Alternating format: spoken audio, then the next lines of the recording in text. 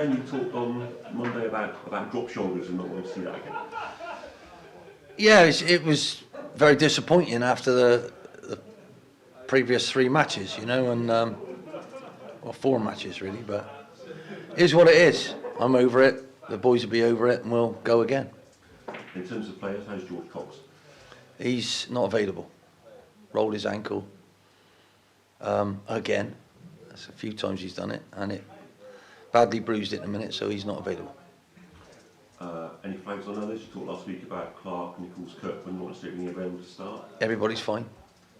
So, apart from that, it should be very similar squad to what we've had recently, and I'm expecting a different result. You kind of hinted in the last couple of weeks about possibly, now you know where we're going to be next season, picking the squad based on who might be under contract. Can you say any more about that? Sorry?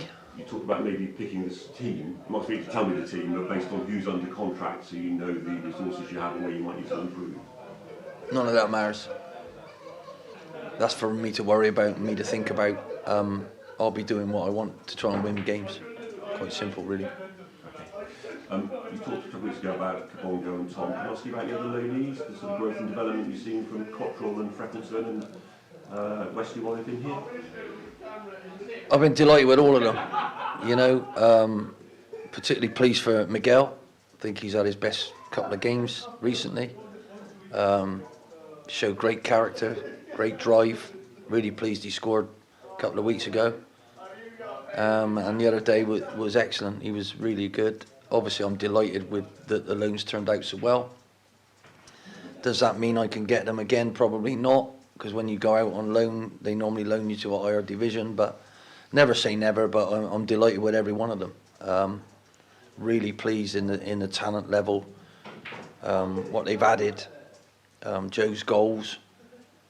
Obviously, he plays in the same position as Smithy. We've got a front three at the minute, but when he's had a chance, he's come off the bench. He's changed every single game. He's had a chance, at least a couple of chances in every single game. So, for a young man, his desire is exceptional.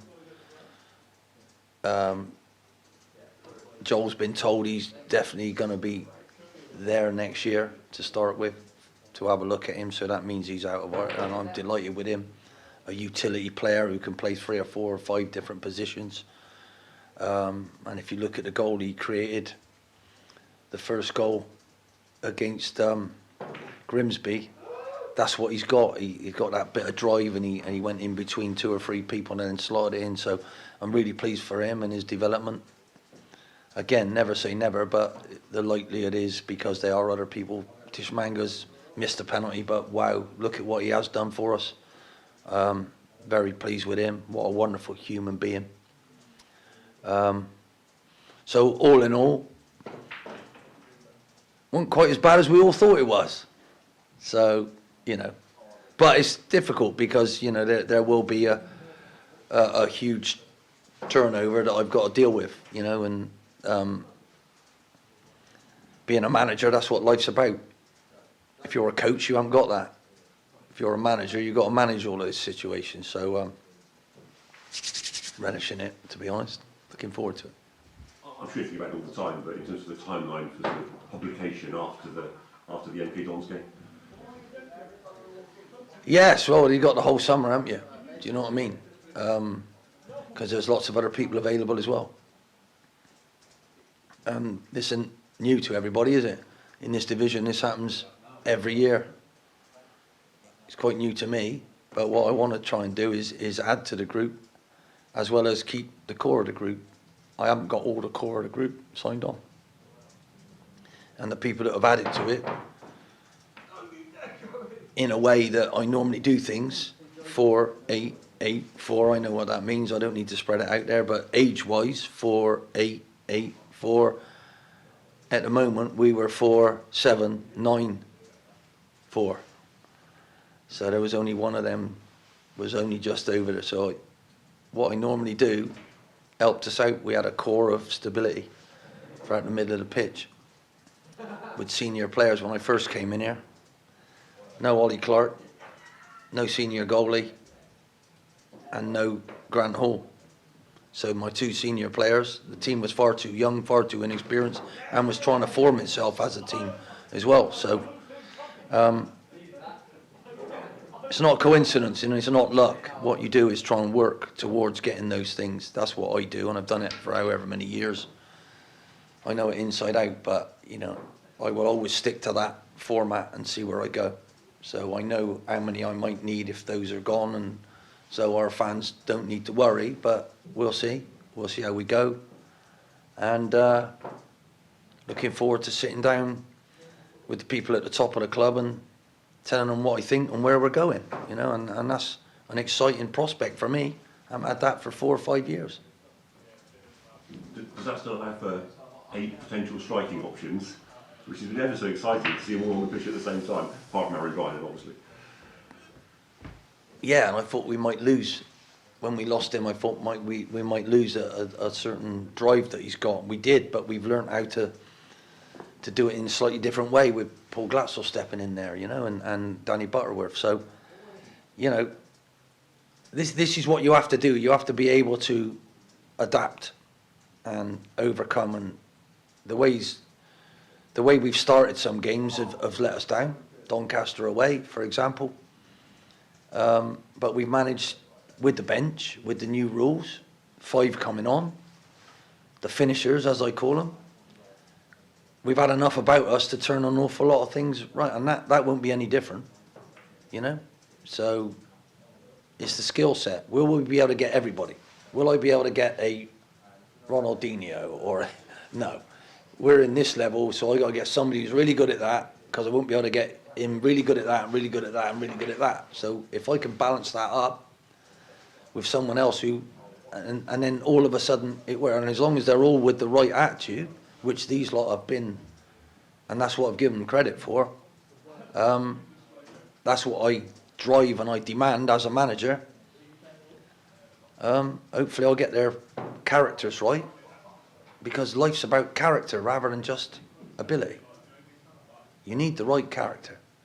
You need to sign the right people, and you need to get them to buy into something. And you need to keep the core of that, and then get everybody else around the place proud of what they're doing, because they represent all of us. They represent me, they represent any Swindon fan every minute of every day, on and off the field. So I'm trying to look at all of those aspects of who I'm bringing, and it's really exciting, but it isn't easy. And the nurturing from within, is there any news yet on any of the scholars who may get pro deals next term? Not at the moment, no, but these processes will happen, and as I say, it's not a popular time. I don't like this time of year. I have to tell people what they need to hear, not what they want to hear, and that's not very pleasant. Let me ask about Gillingham then, obviously at home. That was the game where you were in the stands for, I think, 9 minutes, then the red card. What do you remember of the day? I remember Grant Hall, who's not an aggressive fella, taking someone clean out on the halfway line. I'm thinking, good God, he's getting sent off. And I remember Jamie Russell looking at me going, and I'm like, well, I'm not working yet, Jamie, what do you mean? So then I ended up almost getting sent off before I'd even got a job, which was weird. And I remember an old bloke saying, I've seen this for 15 years. I said, well, don't come anymore then. And a young man said, do you think you're going to score? No, not really. I said, well, come on, I believe we will. He went, well, yeah. I said, well, tell everybody in the line. And when we did equalise, which was an amazing, great ball from Solowali, from Tamisi, and Harry Smith, wallop, get in. Felt like a win, didn't it? Felt like a win. And all I remember, I was trying to speak to the crowd, and they stopped me.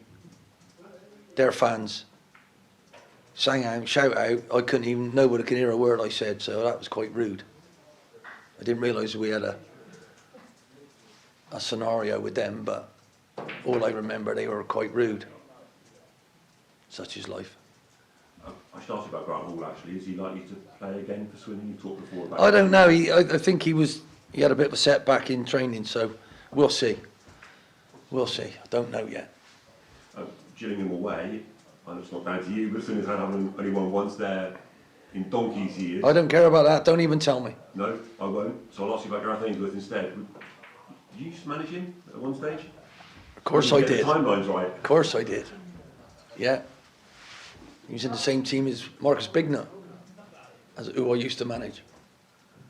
So, yeah, he's a great lad. Absolutely one of a kind. Absolutely, totally unique.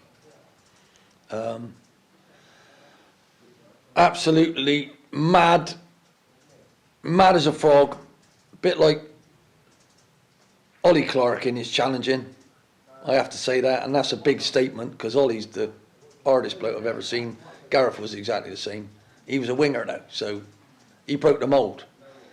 It used to be fullbacks kicking wingers, but he was the only winger I ever had who kicked everybody else, and it was just brilliant. So we had some great times together. In one game, he scored 2 of the best long-distance volleys I've ever seen, and I was saying, "Don't shoot! Oh my God, get in!" And we drew the game 3-3 when we were 3-1 up, so I was fuming, and it ruined it. But and I had a go at him because he had a smile on his face. He said, "Gaffer," I said, "Well, we didn't win, did we?" So anyway, it's a long time ago, and I'm really proud of his efforts as a manager and how he's done things. And it'll be nice to see him, but obviously I'll try and win. I watched the about Gillingham now, they've a little unbeaten run since he's taken over. Are you surprised? I'm not. I'm not at all. I phoned him up and said, "Don't leave Wickham.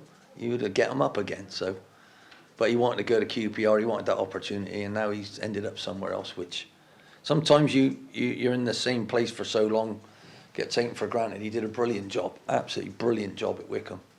So, and I'm sure he'll do a great job at Gillingham. Hopefully not this weekend. It's the last away game, obviously. A word for the fans who travelled far and wide. Can't wait to see you next year. Honestly, really excited, I must admit. I shouldn't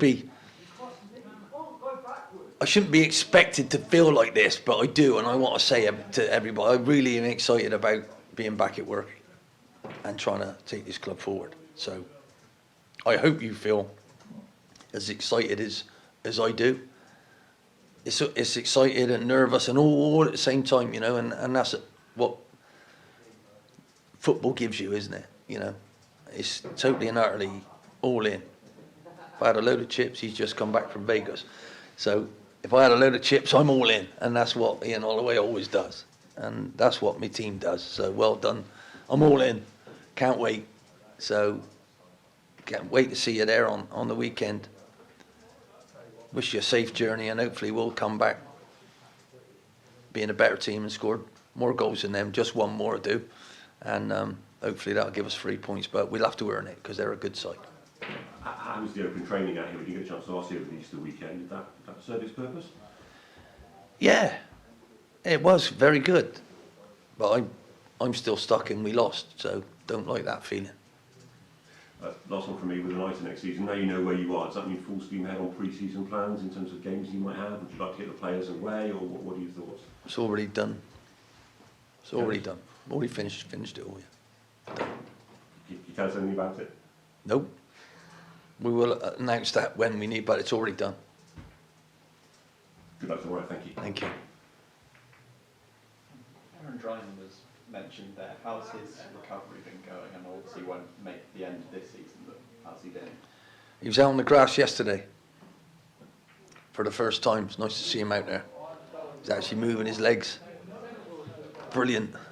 They look a bit white, you know.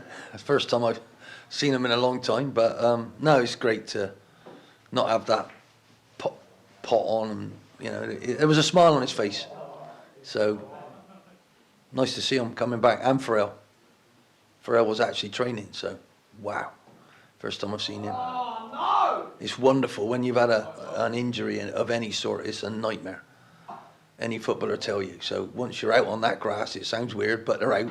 It's like having those cows in the shed and they let them out, they all go mad, don't they? So, woo, calm down, off you go. He almost started to join in the warm-up and the physio's got hold of him, no, over there. So, it's good. It's good to see him smiling again. Do you feel like you've got enough time to see him to make an informed decision on what happens with Aaron in the summer? Sorry, say that again? Do you feel like before you got enough to know what you want to do with him moving forwards? Yeah, but it's also how he's moving now, isn't it? You know what I mean?